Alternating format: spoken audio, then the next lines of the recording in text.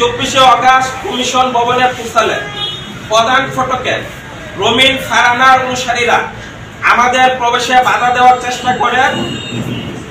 তবু আমরা নির্বাচন ভবনে প্রবেশ করি।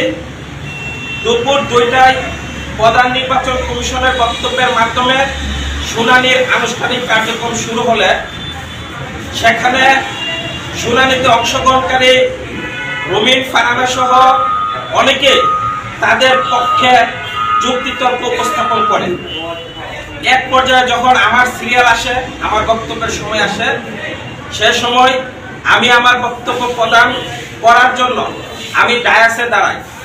ঠিক সেই মুহূর্তে আমি যখন বক্তব্য শুরু করব, রমিন ফারহানা হঠাৎ তার আসন থেকে আমার ডায়াসের দিকে তেড়ে আসে এবং তার অনুসারীদের আক্রমণের জন্য হাত দিয়ে ইঙ্গিত দেয়, যা মিডিয়াতে স্পষ্ট এসেছে। পরবর্তীতে রমিন ফারহানা আমাকে সেখানে তার লোকজন নিয়ে আমাকে ধাক্কা দেয় এবং তার সাথে যে লোকজন ছিল তারা কিল ঘুষি ও লাথি মারে।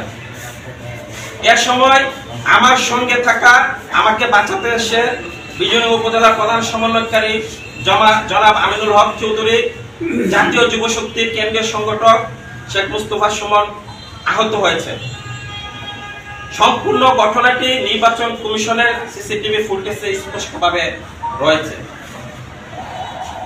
এ অবস্থাতেও আমি পুনরায় ডায়াসের দিকে এগিয়ে এসে আমি আমার বক্তব্য দেওয়ার চেষ্টা করি, কিন্তু দুঃখজনকভাবে এই কর্তৃত্ব অংশের ভিডিও সামাজিক মাধ্যমে বিকৃতভাবে প্রচার করা হচ্ছে, যেখানে আমাকে আক্রমণকারী হিসাবে উপস্থাপন করা হয়েছে।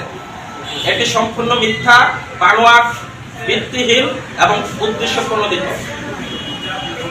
প্রিয় সাংবাদিক বন্ধুগণ, গত রাতে আমরা দেখেছি রমিন ফারহানা সময় টিভির একটি টকশোতে অভিযোগ করেছেন ব্রাহ্মণবাড়িয়া 3 আসনের বিএনপি প্রার্থী আমাদের এনসিপি নেতৃবৃন্দকে টাকা দিয়ে নির্বাচন কমিশনে নিয়ে যায়।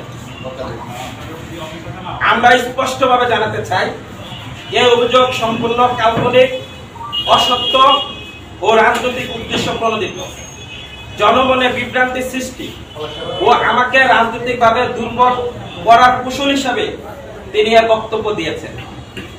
আমি দৃঢ়ভাবে বিশ্বাস করি ব্রাহ্মণবাড়িয়ার বিজয়নগরের জনগণ ঐক্যবদ্ধভাবে যে আন্দোলন করছে বিজয়নগর রক্ষার, সে আন্দোলনের মাধ্যমে অখণ্ড বিজয়নগর রক্ষা হবে। আমি সেই দাবির প্রতি অকণ্ঠ সমর্থন দিয়ে আবারও বিজয়নগর উপজেলার 3টি আসনকে একত্রিত রেখে ব্রাহ্মণবাড়িয়া 3 আসনের সাথে রাখার দাবি জানাচ্ছি।